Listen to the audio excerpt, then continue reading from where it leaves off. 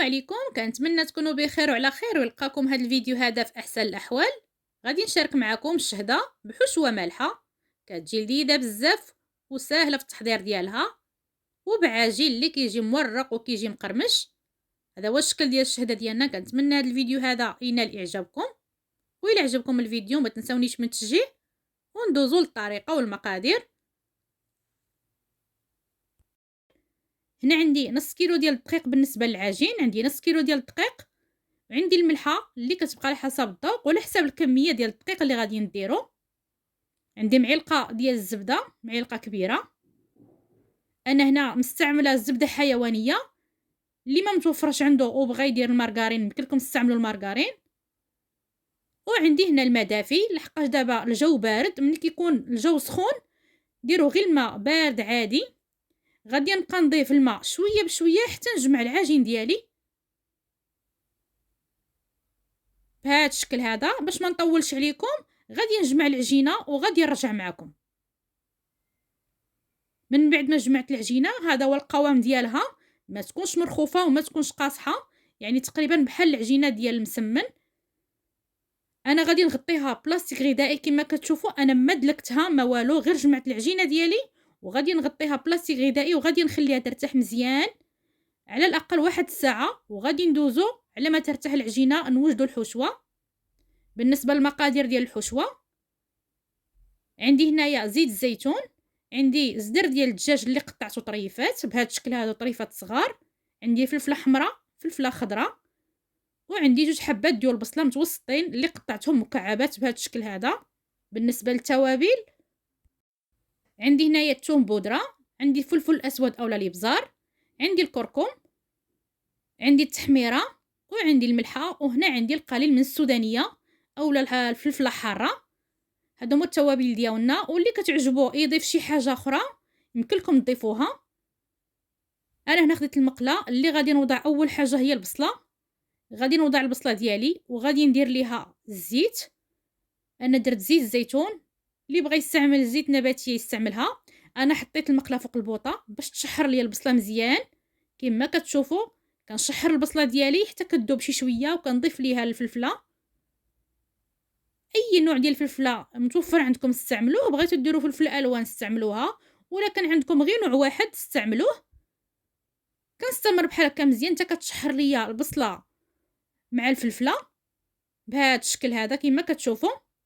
من بعد ما تشحروا شي شويه غادي نضيف ليهم الدجاج. الكميه ديال الدجاج يمكن لكم ديروا الكميه اللي متوفره عندكم، واللي بغى يعوضها بالكفته عوضوها بالكفته اللي متوفر عندكم. كنستمر بحال هكا حتى كيتشحروا ليا مزيان وكيطيب الدجاج ديالي بهذا الشكل هذا.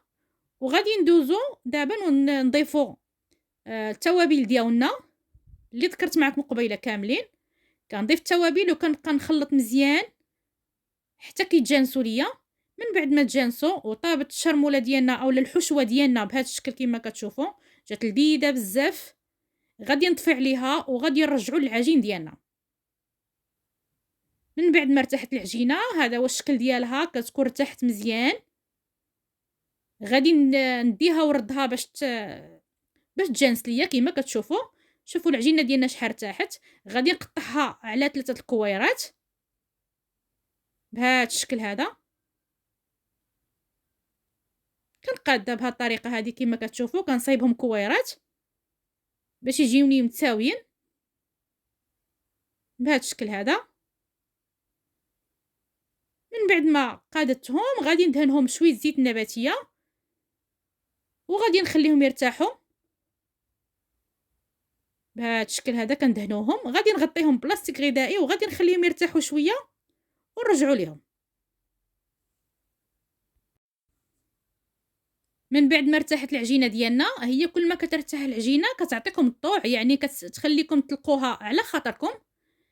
من بعد ما طاعت شوفوا بقات دغيا كتطلق معايا، ما كتاخذش مني شي مجهود. كنستمر بحال هكا وكنطلق العجينه ديالي رقيقه بحال كنطلقوا المسمن عادي بهذا الشكل هذا كما كتشوفوا. شوفوا العجينه ديالنا مرتاحه، يعني كتطلق بسرعه بهذا الشكل هذا. غادي نستمر وغادي نطلق العجينه ديالي مزيان حتى ترجع رقيقه ونوصل لهداك السمك اللي بغيت حتى كيبقى يبان ليا سطح العمل بهذا الشكل هذا. كنستمر بحال هكا وكنرققها مزيان. من بعد ما رققت العجينه ديالي كما كتشوفوا رجعت رقيقه. عندي هنا الزبده اللي غادي ندهن بها بحراره المطبخ. كندهن العجينه ديالي كما كتشوفوا بالقليل من الزبده، ما درت لا زيت لا والو، غير الزبده. كندهنها وكنطويها على شكل مسمنه كما كتشوفوا. كنديروا الشكل ديال المسمنه عادي وكنقادها بهذا الشكل هذا وكنطويها على جوج بحال هكا. كنديروا مسمنه عاديه وغادي نطلق الاخرى بنفس الطريقه حتى هي كما طلقت هذه غادي نطلق هذيك. كما قلت لكم فاش كتكون العجينه طاعت يعني كتسهل عليك بزاف. كل ما خليتوا العجينه ارتاحت لكم كل ما كتساعدكم انكم ملي كتبغيو تجيو تطلقوها ما كتعذبكمش. كنستمر بحال هكا وكنطلقها كيف ما طلقت الاخرى بنفس الطريقه كما كتشوفوا.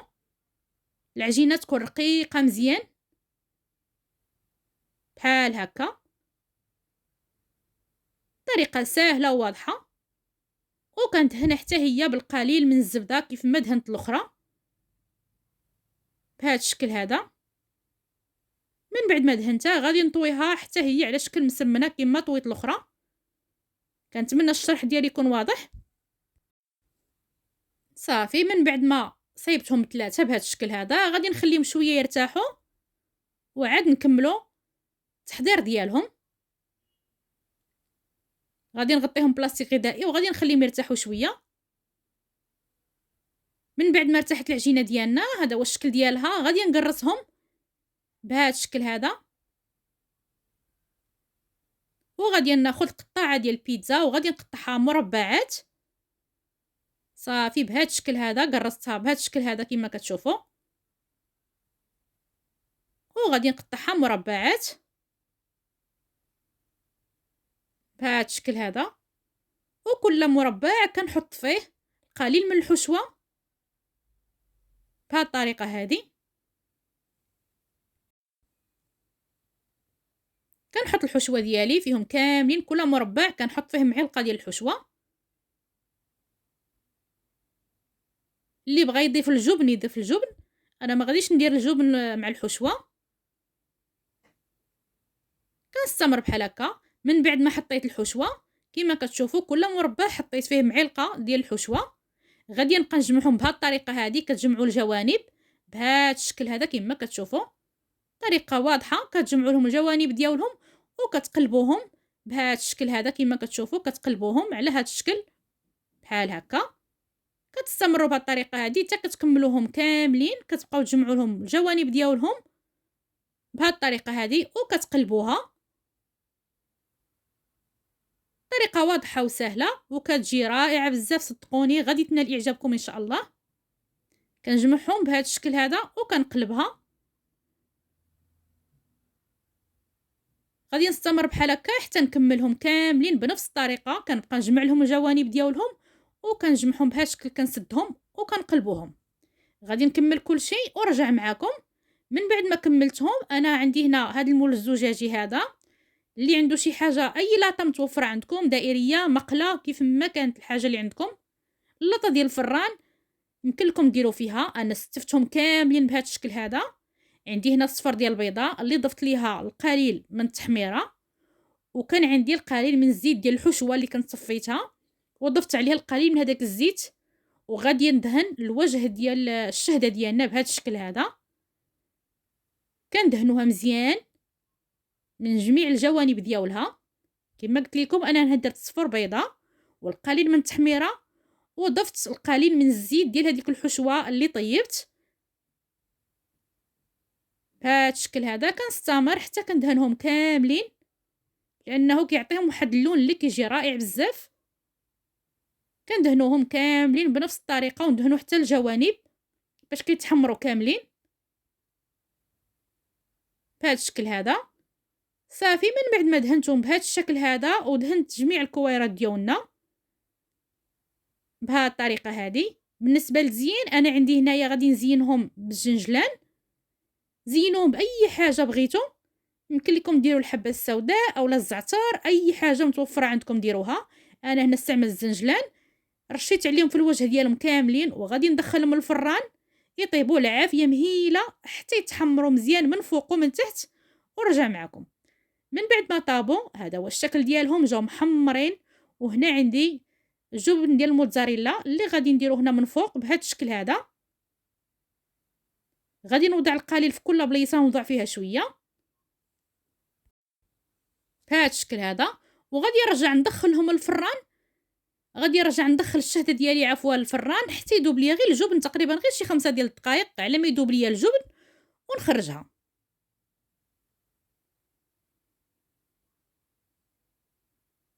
كما كتشوفوا بهذا الشكل هذا.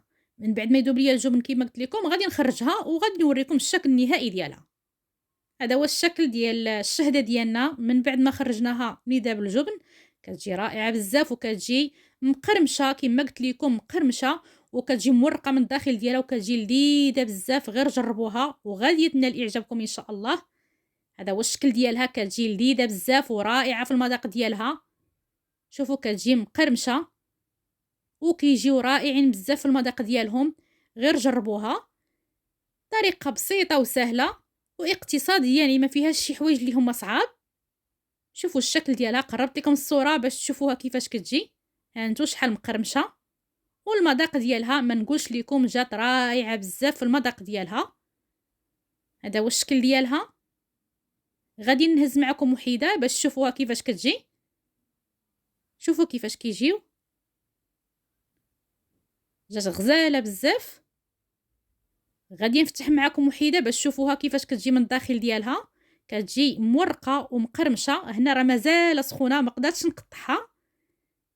هذا هو الشكل ديالها. كنتمنى هذا الفيديو هذا ينال اعجابكم وشكرا بزاف.